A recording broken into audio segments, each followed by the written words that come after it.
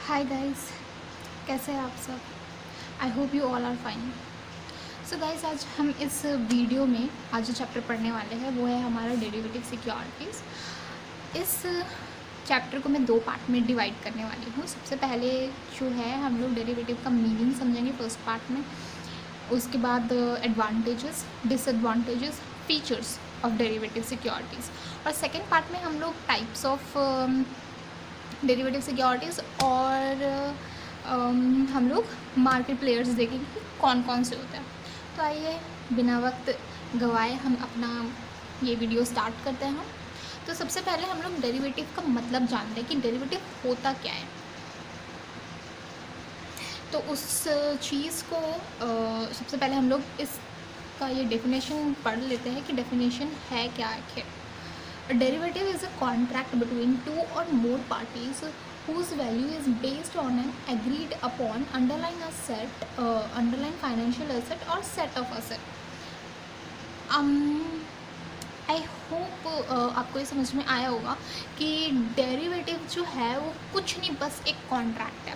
Contract भी कैसा, जो कि दो या दो से ज़्यादा पार्टीज़ के बीच में होता है और उनका जो कॉन्ट्रैक्ट होता है वो बेस्ड अपॉन होता है किसके ऊपर, एक अंडरलाइन फाइनेंशियल एसेट के ऊपर। अब अंडरलाइन फाइनेंशियल एसेट क्या होता है, हमारा हो गया जैसे शेयर्स, तो ये उनके ऊपर ये लोग ट्रेड करता है।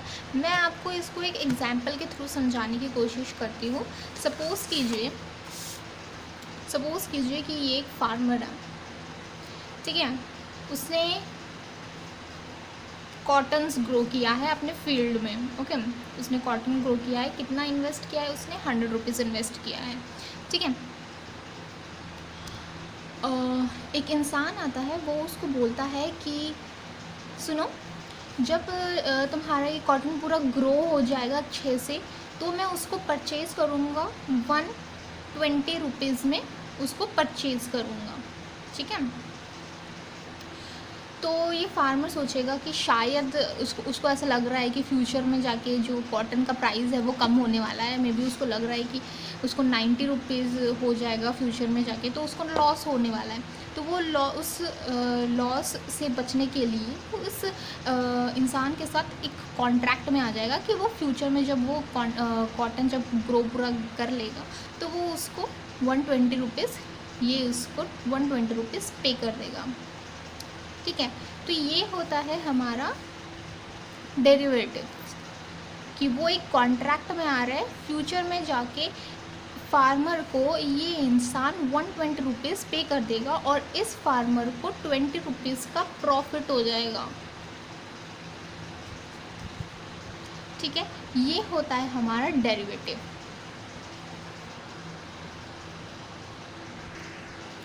तो आइए अब हम इसके एडवांटेजेस देख लेते हैं कि एडवांटेजेस क्या क्या है इसके।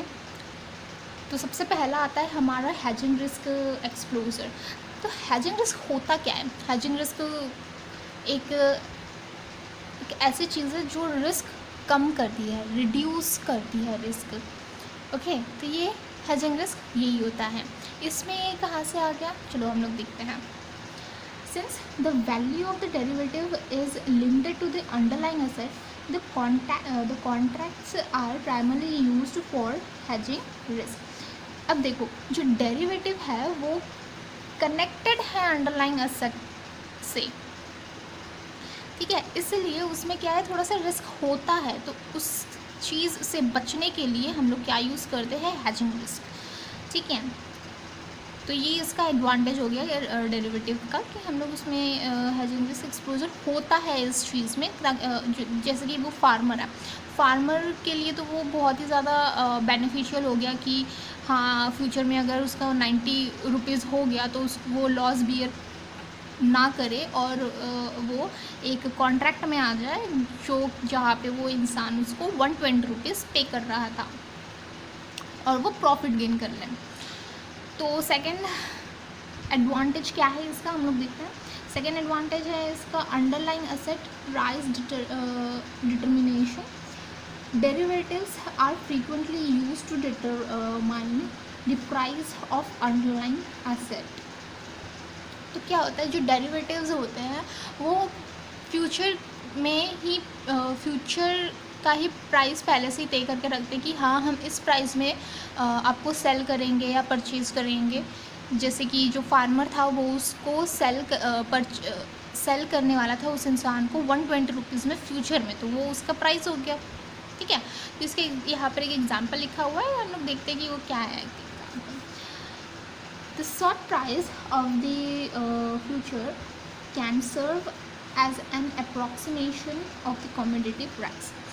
ठीक है, तो इसके बाद आता है हमारा थर्ड है मार्केट एफिशिएंसी। इसमें क्या है, it is consider that derivative increase the efficiency of financial market. By using derivative contract, one can replicate the payoff of the asset।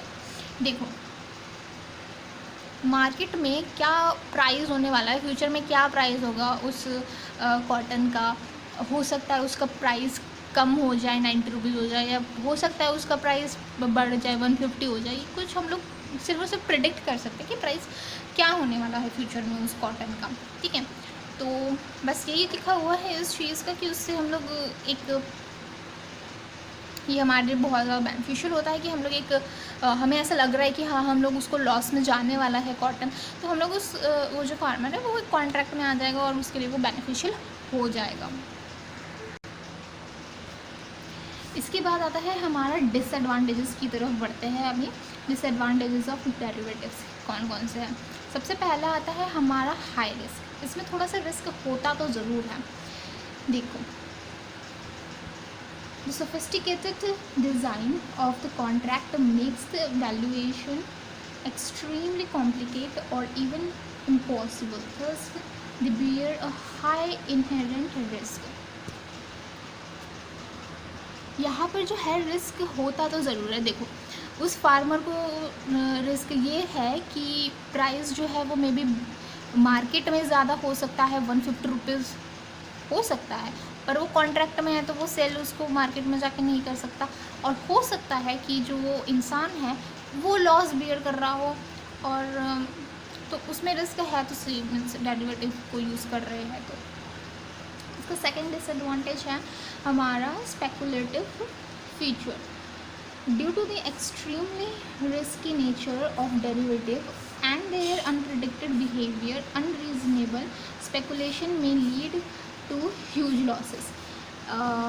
जो हमारा डेरिवेटिव है उसमें थोड़ा सा उसमें थोड़ा सा रिस्क होता है, और उसमें उसका जो फ्यूचर का ये कॉन्ट्रैक्ट होता है तो हमें ये पता नहीं होता है कि फ्यूचर में प्राइस क्या होने वाला है।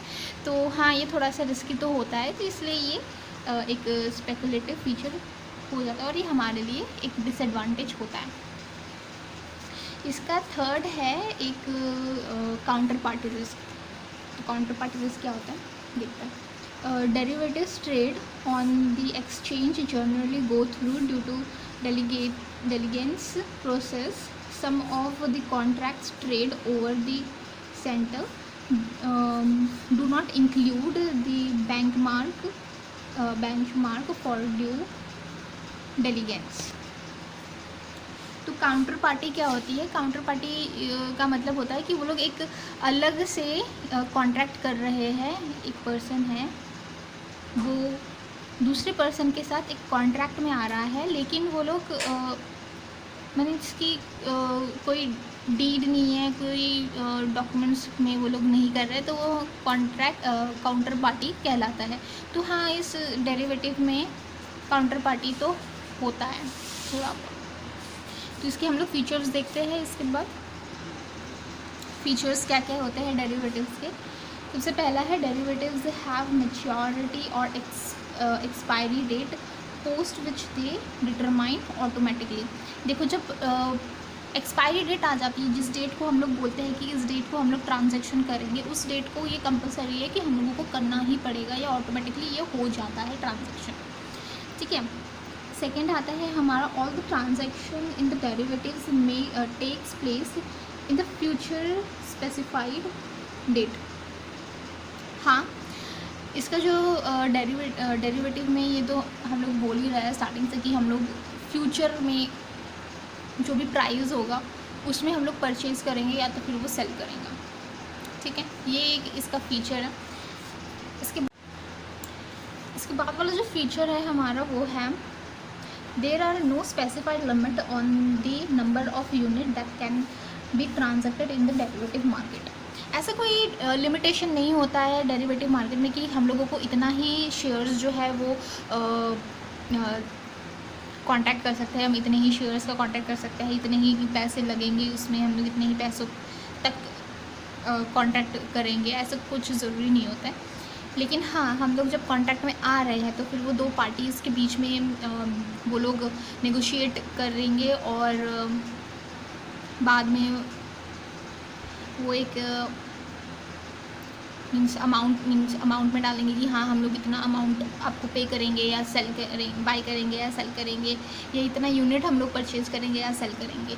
वो कॉन्ट्रैक्ट में जब आते हैं तब वो लोग डिसाइड कर सकते हैं। लेकिन जब डेरिवेटिव की बात आ रही है, डेरिवेटिव मार्केट की, तो ये कोई लिमिट नहीं होती है कि हम लोग इतने शेयर्स ही परचेज़ करना है या इतने शेयर्स ही हम लोगों को सेल करना है, ऐसा कुछ नहीं होता है।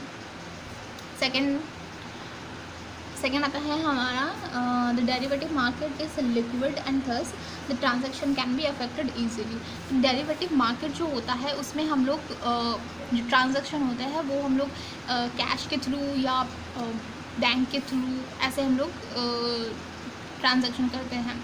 तो ये बेनिफिशियल चीज़ है हमारा कि ये इससे हमारा जो ट्रांजैक्शन है वो बहुत ज़्यादा ईजिली हो जाता है। सो सेकेंड पार्ट में हम लोग क्या पढ़ेंगे, हम लोग पढ़ेंगे इसके टाइप्स ऑफ डेरिवेटिव्स कॉन्ट्रैक्ट, जो कि ये है फ्यूचर, फॉरवर्ड्स, ऑप्शन, स्वैप। ठीक है, so if you like this video please press the like button and do comment if you don't understand anything and if you do want to ask me something. Thank you for watching this video. Thank you so much.